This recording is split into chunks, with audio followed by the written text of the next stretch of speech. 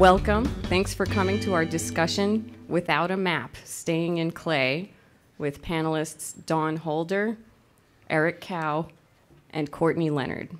I'm Sarah Gross, and I will moderate the discussion. I teach at the University of Kansas, and every year as my seniors prepare to graduate, I have flashbacks to my own senior year.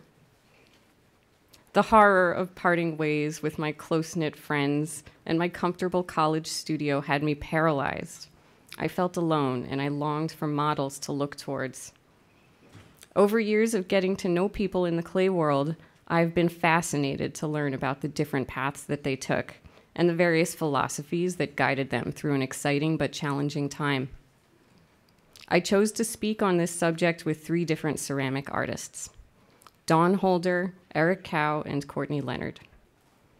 Dawn is an art professor at the University of the Ozarks and has contributed to the national clay community as coordinator of NCCA Project Space from 2014 to 2017. Eric has worked as a program director, studio manager, and teacher at multiple ceramics institutions in the United States and China. Courtney is a working artist and filmmaker based in Santa Fe, New Mexico, and has completed multiple national and international residencies. All 3 show their work actively. Each of these artists can speak at length about their post-college experiences, but for the sake of brevity and based on their perspectives and conversations we've had together, I have invited them to step into one of 3 roles to address lessons they have learned: the mentor, the traveler, and the strategist.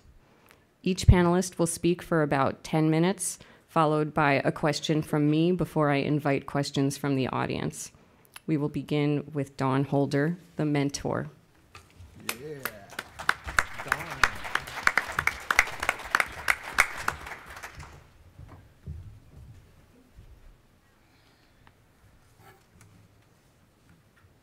Okay.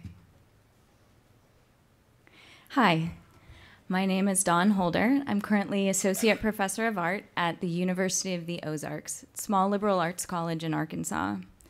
While some of my students come to school knowing that they want to major in art, many happen into the art department through accident or curiosity, taking a Ceramics 1 class and then becoming hooked. I call it the gateway drug.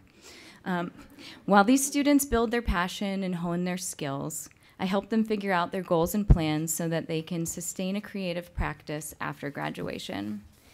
It's exciting for me to be able to be a mentor because I never had anyone that I connected to as a mentor, and I always felt a loss at this. As a professor, I work to be a good role model and to provide the mentoring to my students that I wish I had found as an aspiring young artist. I want to share with you today a few of the things that I gradually learned about myself and my creative practice that helped me find success. The year that I graduated college was transformative. It began with a semester abroad in Italy and ended with my first solo art exhibition. This experience gave me both creative inspiration and profound confidence that I could figure things out on my own. When I returned from Italy, I created a new body of work inspired by the sights, colors, and textures that I experienced in the small Tuscan town of Cortona. And it's kind of funny for me to show these. These are actually taken on film back in olden times when we used slides. And this work is completely different from what I do now, but I think it's instructive to show students sort of the trajectory of how your work can change and grow. So just kind of a contrast. Despite the genuine insights about my life and work that happened that year, I had no idea how I would survive as an artist in the real world. After graduation, I was working for minimum wage, making someone else's pottery and signing their name on it. This was not my vision of how a newly minted BFA in ceramics would be used in the world. As I tried to stay afloat creatively in those first few years after college, there were several important things that I gradually learned how to do. Build a productive and consistent studio practice, communicate clearly about my work, and find inspiration through artistic communities. So first, find how you work. After graduation, I found it challenging, very challenging, to make artwork outside of the structure and expectations of the academic environment. At first, I struggled to find the motivation to make art regularly. Discovering how I worked best took some experimentation. For me, having structure and community was helpful and motivating in building my studio practice. And another note I wanted to make is that sometimes your early influences don't match up with who you are as an artist, and this can add a lot of confusion. I came into clay work through after-school pottery classes, worked under professors who made primarily like vessel-oriented and functional work, and then worked at an art center where most of the classes were focused on functional pottery. I knew that I didn't want to be a potter, yet it took me a while to escape these early influences and find a way of working. Looking back at this very early work, I can now see the seeds of what I make now. Clear interest in repetition, ordered compositions, and strong color. So here's something more recent. Some people need a strict schedule and time dedicated to the studio every day or every week. Other people have intense periods of work and focus towards a particular goal, like an exhibition, followed by periods of relaxation, planning, and brainstorming. The second approach works best for me. I think I always felt sort of at a loss with that idea that like you have to go to the studio every day to work to be a good artist. Sometimes I go a long time without working, but I'm always thinking, planning, reading, researching. So this second approach works best for me, working intensely and then resting. I like to tackle huge projects and then reflect before starting again.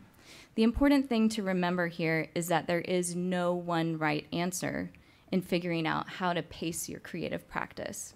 As a young artist, I worried a lot about failure. I felt that my creative practice didn't measure up, and I was still searching for a voice that felt right in my work. Looking back, I wish I had been less worried about being perfect. Just because our work does not match up to our expectations, this does not mean it is valueless. The truth is, our work is always in a state of becoming or evolving.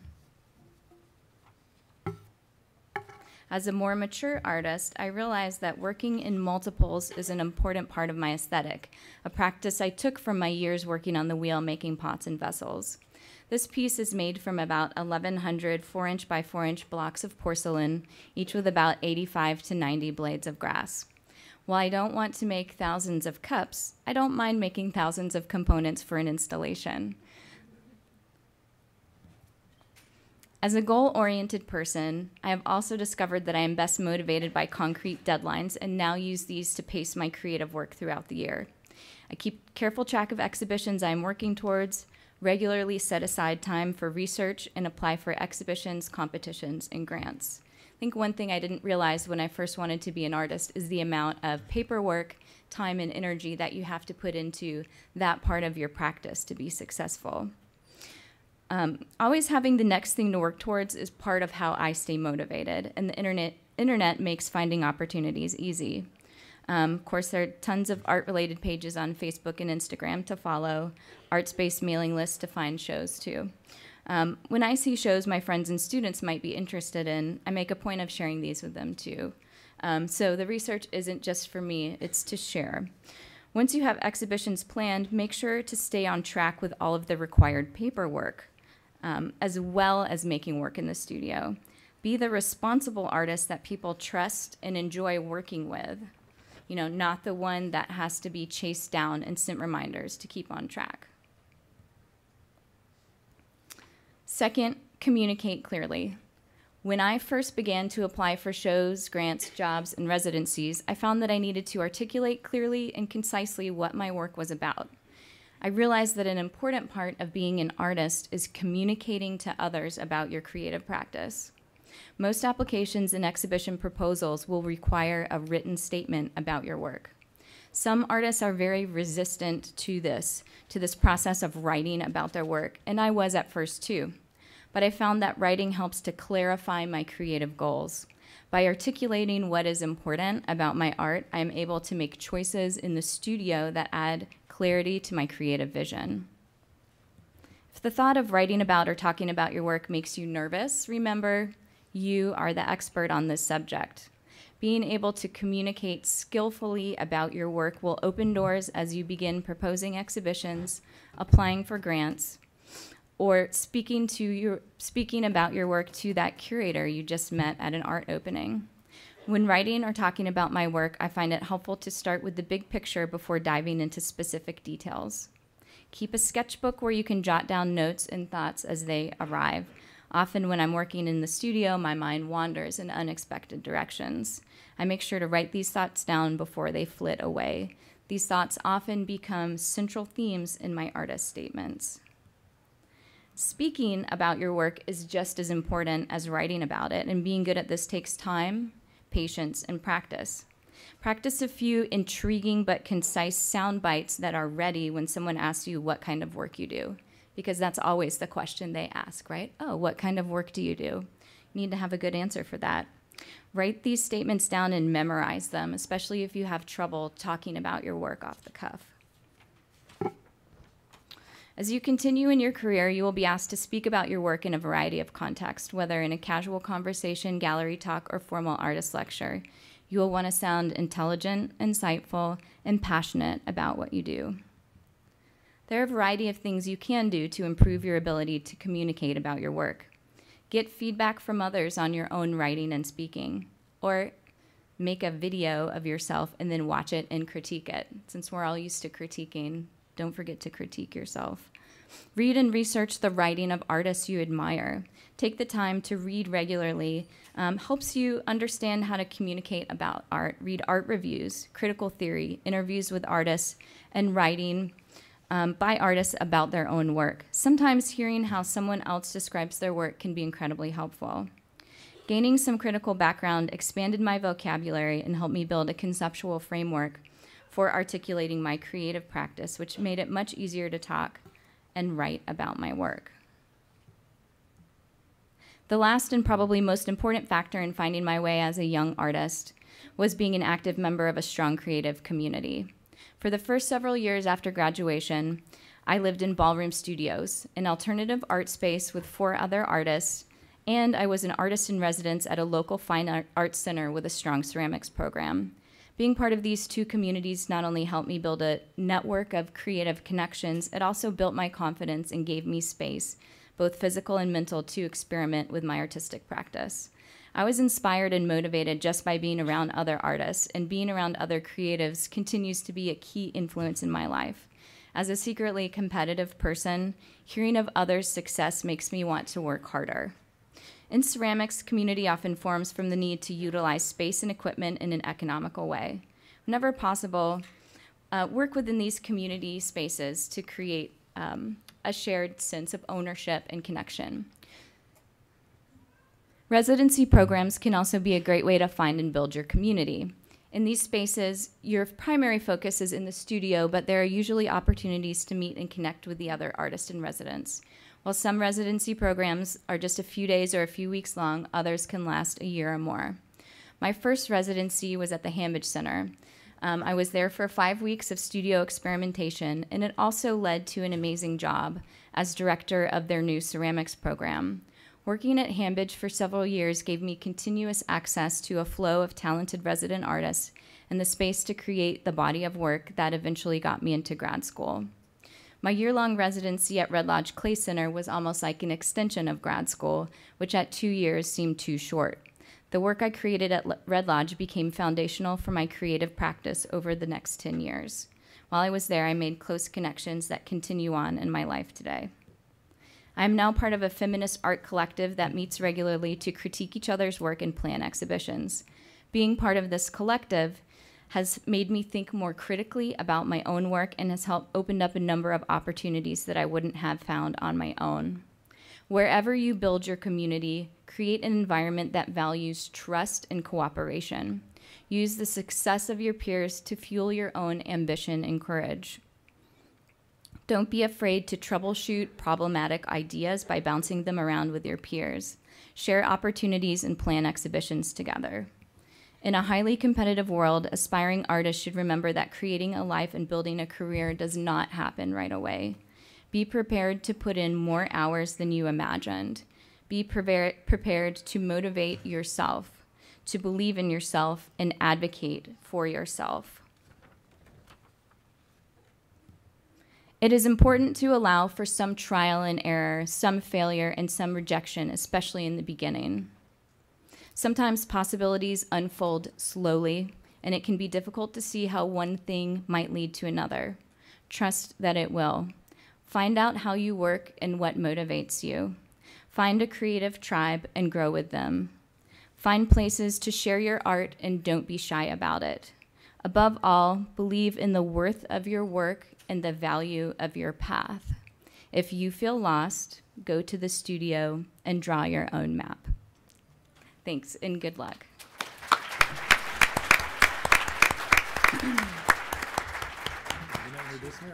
Next up, Eric. That's great, Don.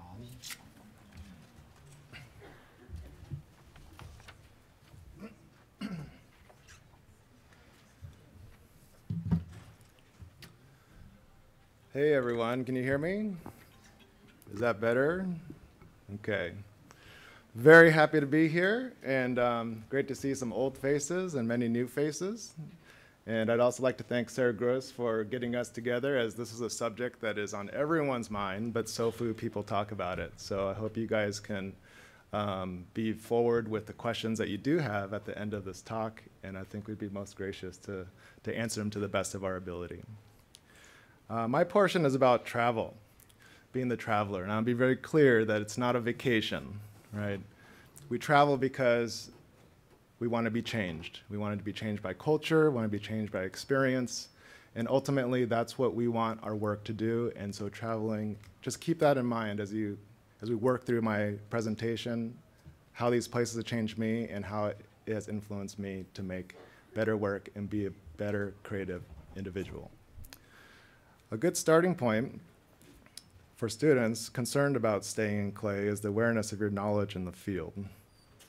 And so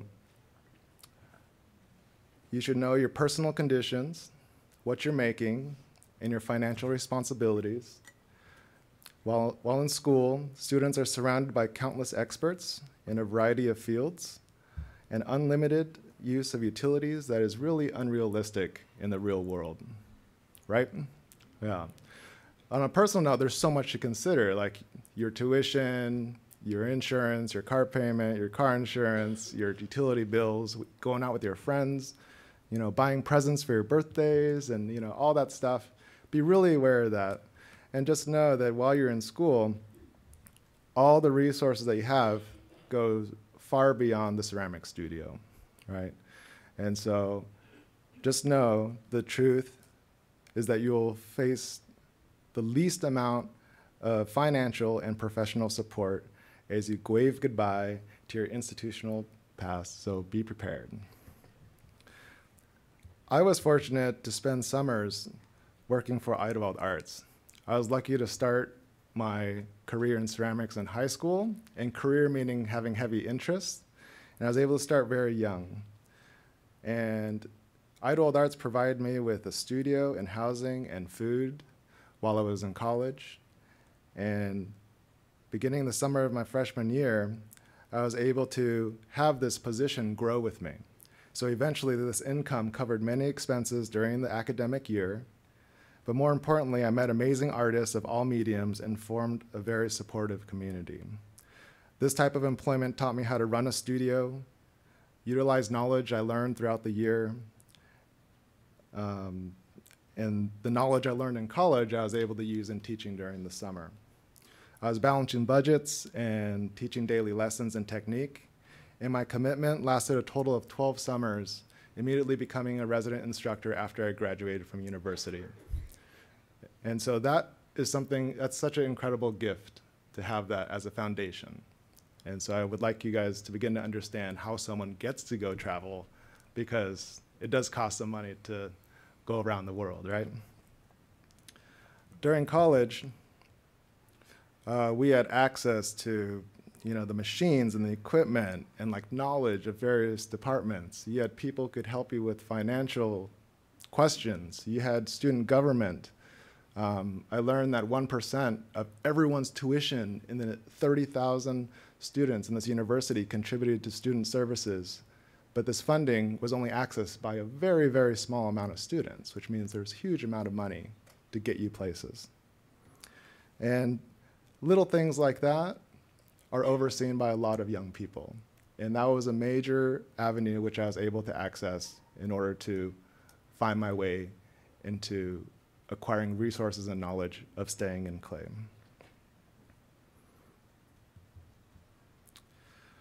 So while in school, if you haven't had the opportunity, or if your school hasn't provided you with the opportunity, ask. Ask about how the studio runs. Ask about how much things cost. You know, the photo room, the backdrop paper, the materials you use, how much the bins are, right? How much it costs to clean, how much does the custodian make?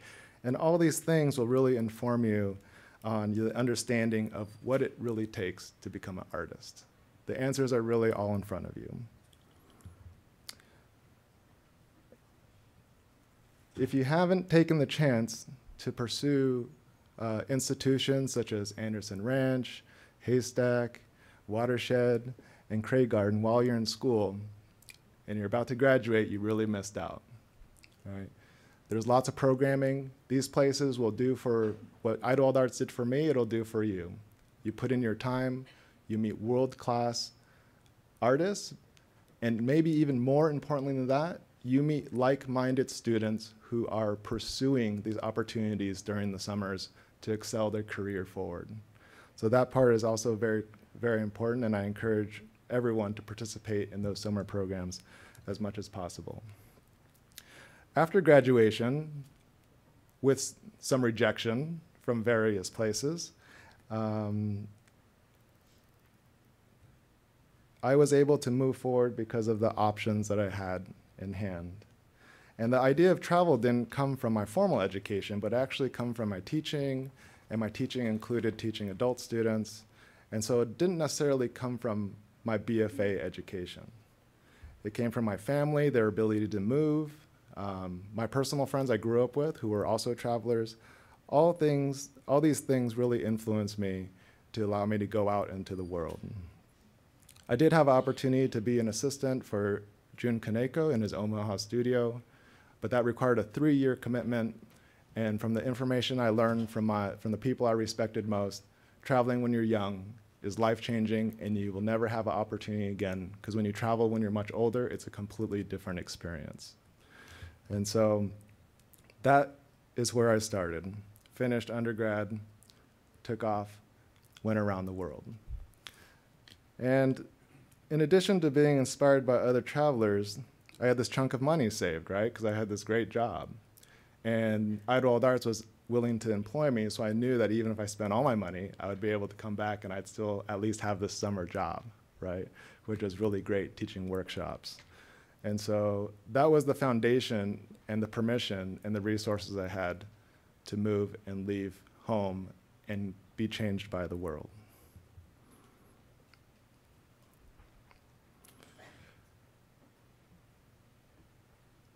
Is this good? Okay. All right. Traveling is like really interesting because like visiting these countries, it goes far beyond the ceramic material, right? So in these photos, there's pictures of, there's Hertogenbosch, like the birthplace of German salt firing. There's Delft, where the blue and white European porcelains are made. There's steel sculpture by Eduardo Chillida from Spain. There's amazing people that I met on the road, you know, potters, gallerists. I got to meet Janet Mansfield in Australia. I got to meet these really great big name individuals and just learn that they're real people, right? They're just like you and me. And they're very warm, and they're always there to provide assistance and encouragement and answer any questions that I had. And that was really important for me as a young artist, not really knowing. And traveling, taking this trip really allowed me to understand what an artist really meant and how being an artist went beyond the actual object. These are images from Korea in Taiwan. And beyond the pots, there's also how people use clay and how people use equipment. That picture on the lower left, it's this automatic sponge that goes around this conveyor that cleans the glaze off of the bottoms of pots. And I saw that, I was like, wow. Don't we all wish we had one of those? Yeah. There's pictures of me in Mexico. I was able to travel to the United States for the first time. I went to Seattle for the first time. Went to Chicago for the first time. While I was in Chicago, I was invited by Bowling Green State University to fire Peter Volkus's last chimney stack during a wood fire, which is amazing. And so I can't stress enough. And of course, only part of this can be planned, right? The rest of it is happenstance and chance. But just know that travel this outward, instead of being so focused, just like these clay particles, instead of being so focused, look outward and let those experiences change you. And so after school, after this traveling, I did study at Long Beach State for a short time as a special student. That experience took me to Taiwan, studied in Taiwan for half a year. That led me back to the United States, where I wanted to go to grad school as far away from California as possible, because I learned how much I could achieve when I went somewhere new. So I went to graduate school at UMass Dartmouth, and because of my travel, because of my experience with individuals from different countries, because of my knowledge of concept, because of my knowledge of technique, I was able to attain a job for 6.5 years in the porcelain capital of China, of Jingdezhen. And during that time, I did have to pause my studio practice, but being a director of such a major organization allowed me to go to places like the Bray. Here's some pictures from my time in residency as a guest in Shigaraki, Japan. And I just want to say to everyone that if there's one thing that we could do for ourselves, please travel, let the world change you, and let your work change the world. Thank you very much.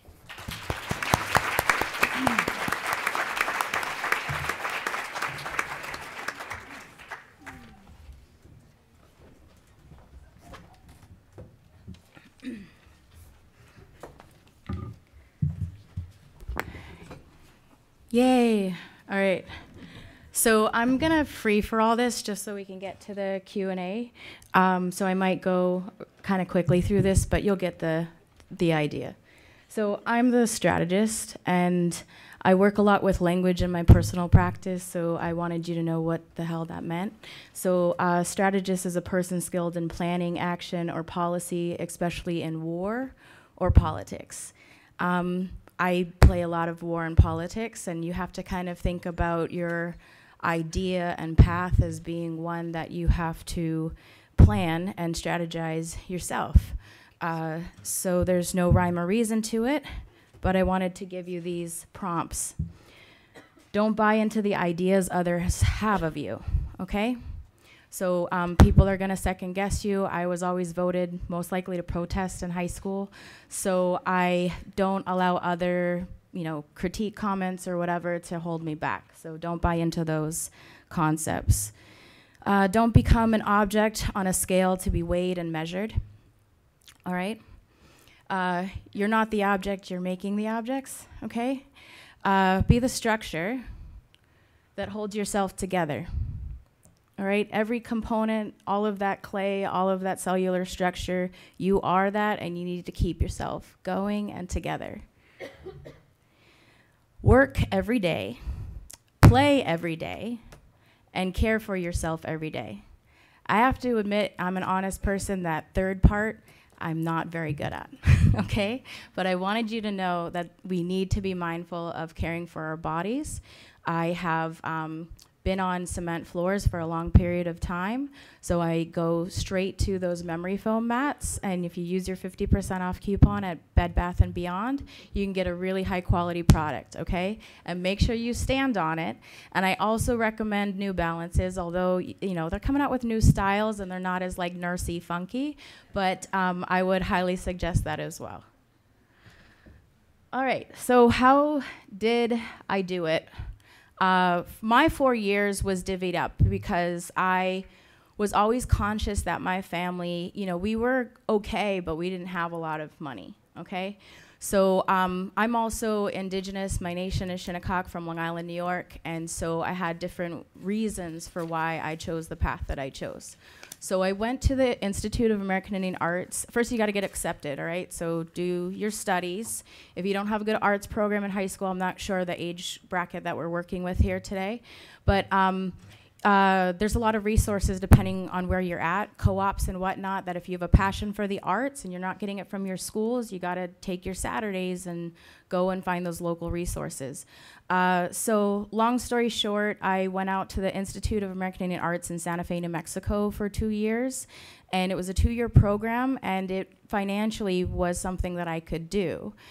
So I would equate it to a community college experience in terms of a 2-year program, an AFA. I received my AFA in 3D arts and museum studies.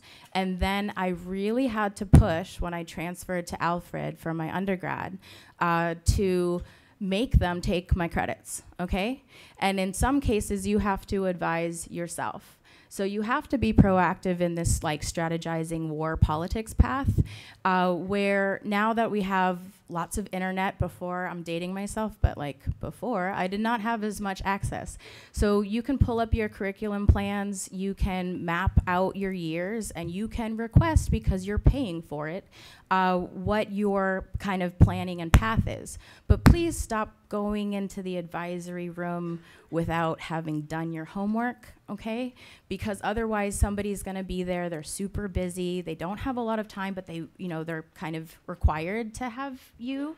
And you can have the bad advisors, or you could have like a really great advisor that actually will take more than that time is allotted for you in a meeting.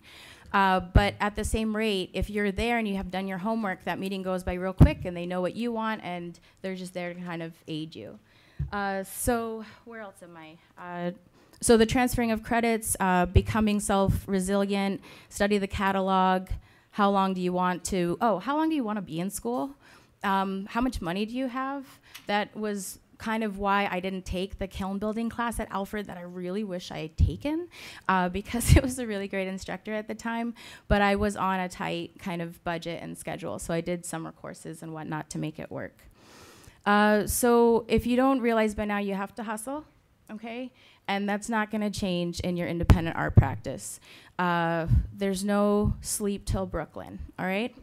And I had always told my family, I did a medical internship over the summer, that I was gonna be the first doctor in the family.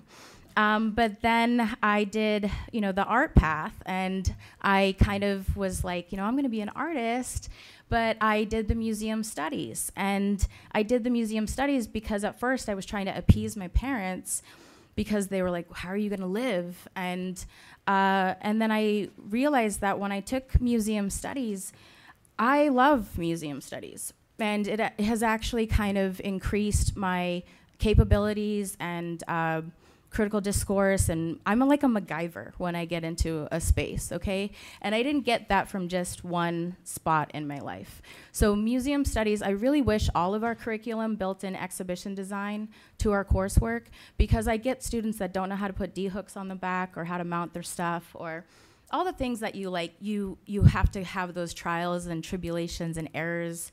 Ad and Seco, when you're hanging something and it like falls off and you lost 6 months of your life. So I would definitely say that museum studies is a really great practice. So if you get to take a course in that area, you don't have to go the path, but just take an exhibition design. I would really suggest that. Geography, 1 second. So, for your geography, not having a lot of money, there's internships and externships and all sorts of ships that I couldn't afford. So I had to kind of hold off on those personally.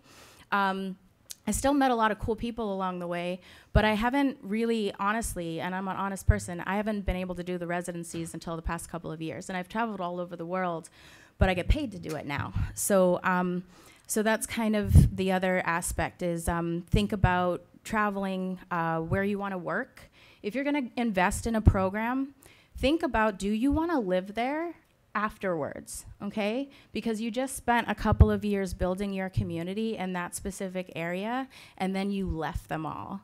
And then you're like, oh wait, I gotta email that person, but I need a job in this town, and do you know this and that? We only have our resources as spread as much as we can, but just think about that in terms of geography and investment. Community, I've worked, like, I was a dog walker, I was an admin assistant, I was a waitress. I sold blow pens, which are like at an airport. It was really awesome. So I just have to say that all of my skill sets come from all of those experiences, and then I keep connected with people. So stay connected with people. You never know when you're gonna need one another. Affordability is basically, I am so pro community colleges, all right? And I left Alfred, Alfred, you have the big car kilns, you could like throw your house in there and burn it. And then RISD was the blouse, okay? So the blouse are awesome. I mean, you could be on your couch and you're like, fire, okay? I want that, but I can't afford that. And then Mr. Blau isn't gonna come over to me, so I'm not right there just yet. So community colleges are a way to get your atmospheric firing, and also, again, I would suggest co-ops. And then there are also artists like Chris Gustin. He's so awesome and prolific. He is about community, and that's what wood firings are about. So sometimes in your locations, you can find out who's the wood firer and do they need help like chopping and stoking and all that, and you build your network that way. Flexibility, if you don't realize by now, you need to be flexible. And there's a lot of art-related fields that you can tap into. I framed, I did all sorts of stuff so that you can pay the bills. But it's not all coming to a certain degree unless, the ideal is one job that pays all the bills, but you sometimes have to do 5 to make it work. And let's see, go. Artists are never finished. So if you think you're done with some part of your life, it's just that one part of your life, and then you have to kind of keep on walking through it. I'm just gonna check to see if I missed anything, but I think that's it. So if you like what you saw, you can visit my website, and my contact information is on there. And I always like to tell people that I'm available. Although somewhat busy, I might not be able to immediately reply to you. But I understand if you're like a little conscious about not asking a question today, that we are resources here that you can access after today. And maybe you think of something later in the future, but just acknowledge the resources you have here at NCECA, and, but it takes that proactive action, okay? So thank you.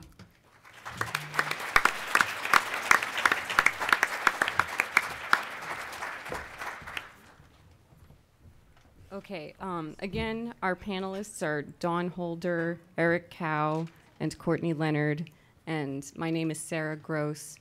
We have some time for Q&A. Please, if you have a question, maybe we can kind of line up and ask questions in the microphone so everybody in the room can hear you. And I have some questions prepared, but I kind of want to make sure that you guys ask your questions first. You get your voices in. Is this right? Yeah, okay. As a young artist without a lot of money in that boat, I was wondering if you guys had any opinions about trying to monetize your work while you're still trying to develop your own style and body of work. Anyone? Sorry. Are these on? Yeah.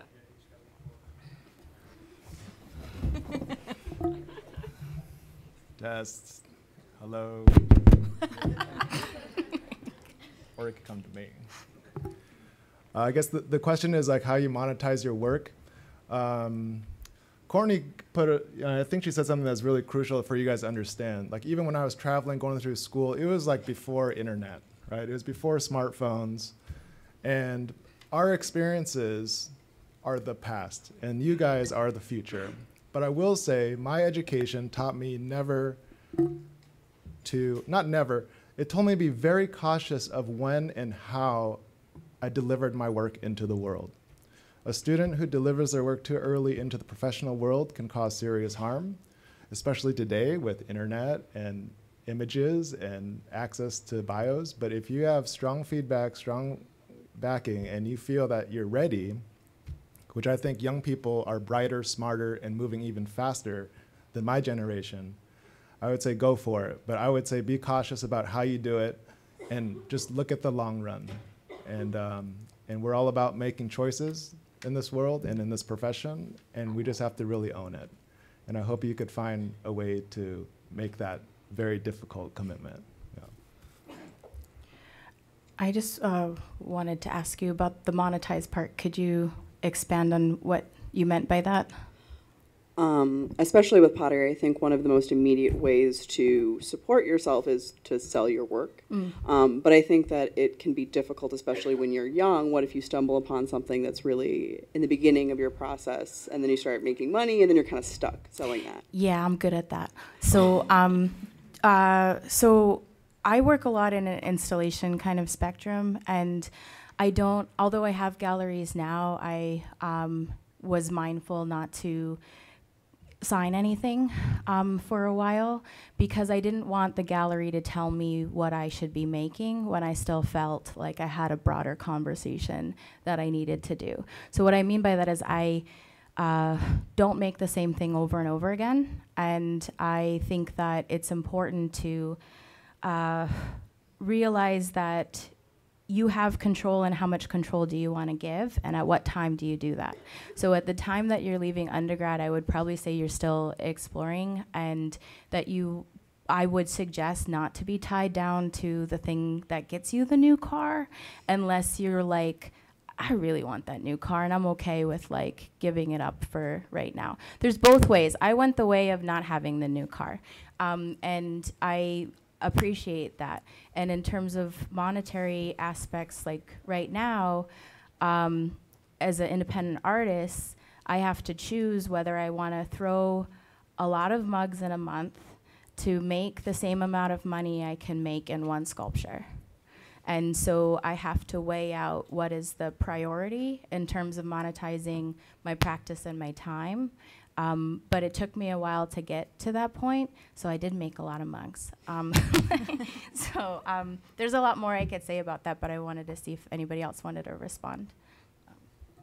Yeah, I have a story I tell my students about when I was out of college and working in a studio that had a gallery attached to it.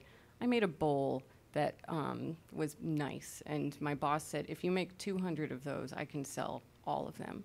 And I was like, great, I can use the money. I'm going to make 200 of those bowls. And he didn't sell any of them. And I was really disappointed that I had let somebody else tell me what to make.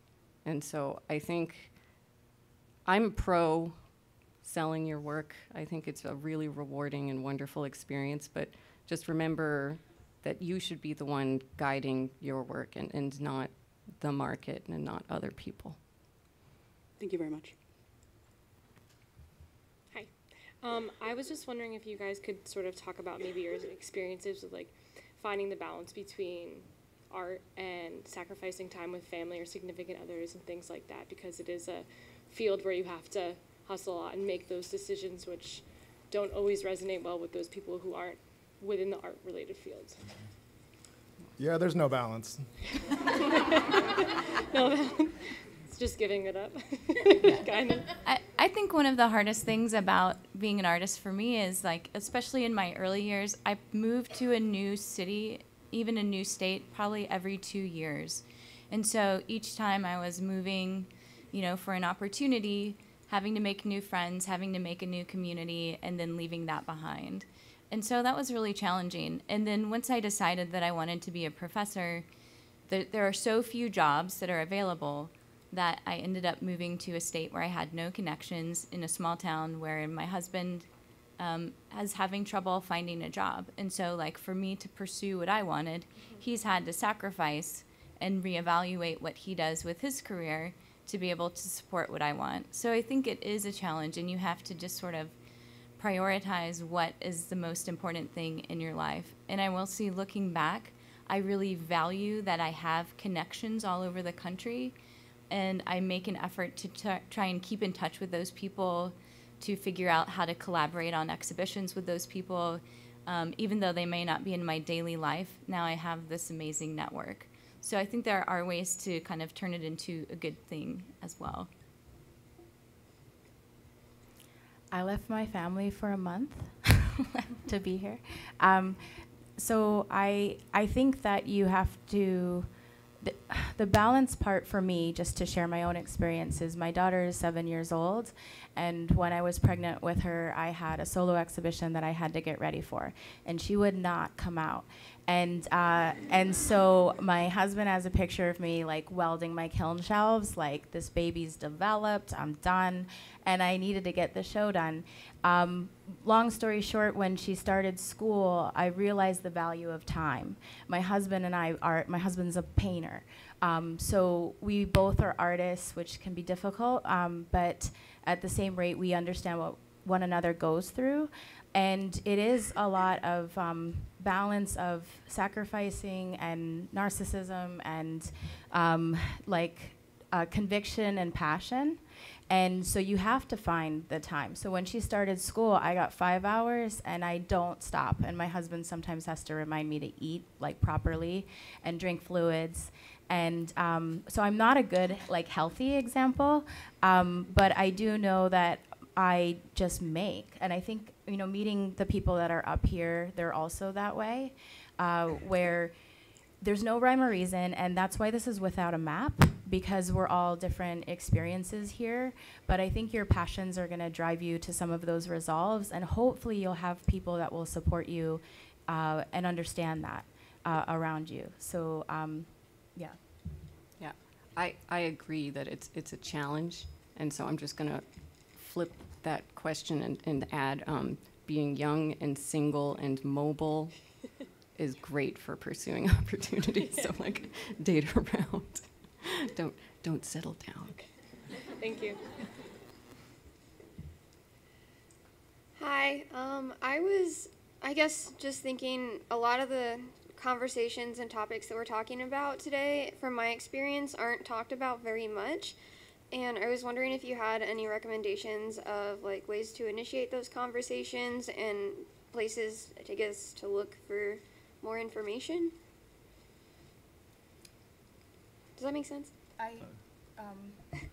So, yes. Some of our cities now have art resources centers that artists aren't aware of. And then some of our really great websites, like SURF, I was just saying, has SURF is Craft Emergency Relief Fund. So I recommend some of their PDFs that are up there for kind of this business art transition. There's probably a lot more as well. But I'm not quite sure what stage in your education you're in, and what I mean by that is hopefully if you have a senior seminar class or there's some classes built into your curriculum, they should address some things. And if they don't be afraid as students to suggest things to your department that, and try not get all together, right? Power to the people, not just the person, right? So come together, ask the questions, and ask of your department, because students don't realize how much power you have in the moment that you are a student. But when you get out, look for art resources guides. What else would you guys suggest? One thing that I've found helpful is connecting to a local arts council. So depending on where you live, your city or county might have an arts council. The grant that I got to do a residency as in between undergrad and grad school was funded by my local Fulton County Arts Council. And now in Arkansas, where I live, we have an Arkansas Arts Council, and I've been able to get grant funding through them. So any kind of arts council can be a really good way to get information and to also join artist residency, not residencies, what are those called? Where you put up all your portfolio information, registries. Artist registries can be another way of connecting, getting your name out there. And I think also I've looked on the CAA website, so College Art Association. They have conventions for how to do a proper artist resume and that kind of thing. So if you're looking for professional practice examples, they also have some important information there. Oh, and look at Ayumi's website. It's awesome, as well as I think Emily Murphy. So there's a couple of artists out there that have some of the information on their websites, and really it's just a matter of typing in the right words. So we're talking a little bit about the time in between, but it's the business of art, and I always type those in and see what kind of comes up, or money and funding or fellowships, and yeah. And one thing I would encourage everyone to do is to hold your educators and your institutions responsible. Okay? Look up the word university again, look up the word diploma again, reconsider and remind yourself why you're in school, what this school is going to do for you, and hold these communities responsible. And that's the only way how we could create options and a brighter future for our culture. Yeah. That's okay.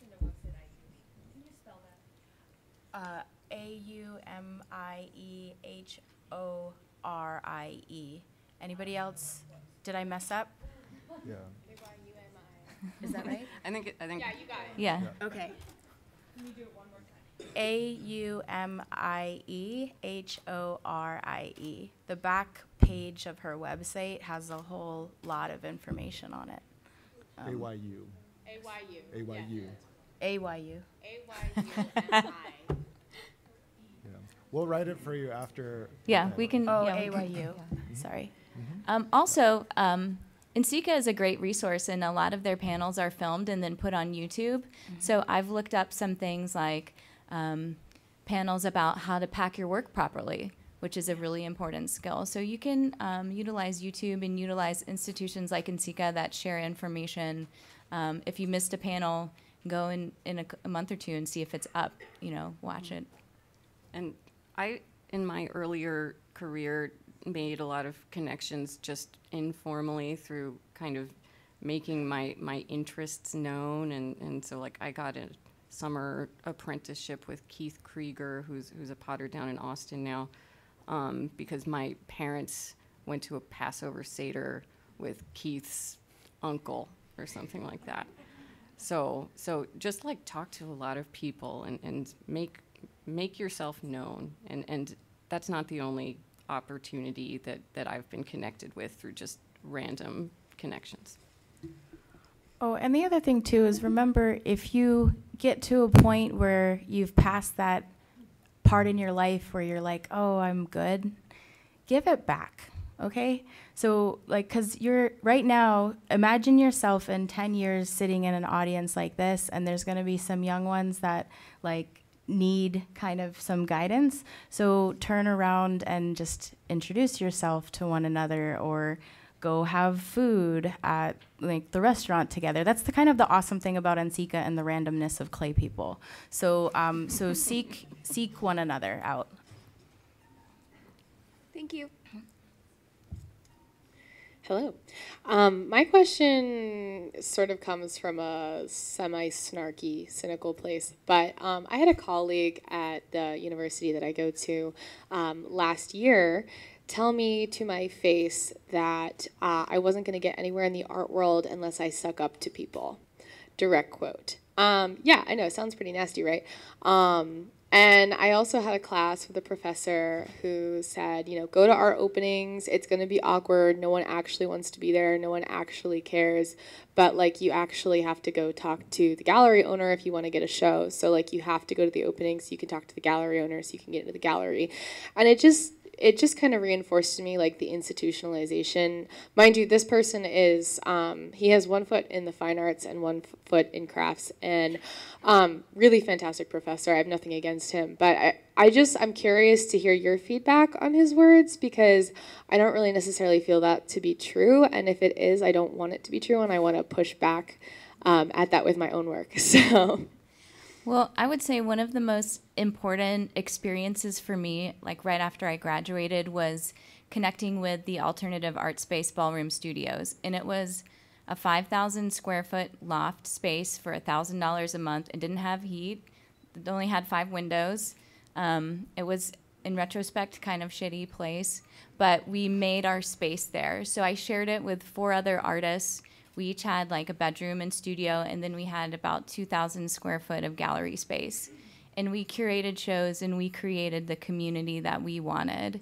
We held performances. We did all of the PR for it. We hung the work. We did press releases. And we made a space, and it was about inviting the community, having young artists get together and talk about their work and making us all feel excited about what we were doing. So, I mean, yes, galleries and fine art spaces can be great, but there are a lot of amazing alternative art spaces, and you can also create spaces and create community by connecting and building that with your friends and people that share your interests and vision. I just was going to say that my work, think about what it is that you're doing, okay? And that it doesn't actually all revolve around art, okay? I'm assuming that, what I mean by that is my work, I'm dealing with environmental issues, rising waters, water rights, subsistence harvesting. I work with fishing communities, I work with marine biologists, I work with a lot of different networks. By doing that, and I have kind of done that for a long time, I just didn't realize what I was doing until kind of now. So this does account for that time in between like the BFA and MFA track, is that the more communities out there that know you, it doesn't have to be all hubbed in this one source. So my success doesn't come from like my spread on the top of a magazine, whatever. My success is coming from the people that believe in me, and they're not just in an arts sector where I have to go and personally, like, I'm with you. I'm not a fake person, and I can't deal with the people that don't say hi to you at an opening, you know, and or they did like 2 weeks ago, but that night I was like, ah. So I'm not like that. So I like real conversations and real people, and I understand that the conversation I'm having is a human conversation. So depending on what your narrative is that you're working with right now, maybe you're talking about mental illness, maybe you're talking about queer identity. It's not, you have to think about, there's a select amount of people that go to a gallery space. So who is your community, and does that gallery space speak to everything you're trying to speak to? So maybe don't put all your eggs in one basket and spread them out. Yeah, and there's so much to consider. It's, you know, in a lot of ways it's a big question. It's important to follow trends because that's what people buy, and curators and museums and galleries are controlling the general population on what's hot, right? They're kind of telling us. At the end of the day, whatever you choose, you gotta love what you're doing. And I think if you really love every aspect of what it takes to get your studio practice out into the real world, that'll really help you. Because I've seen people sell out and it never turns out well. So ultimately, we would love for our work to speak for ourselves, right? So you don't need to talk about it. You don't need to make the connection. You just put it out there and everyone wants it, right? That's the best.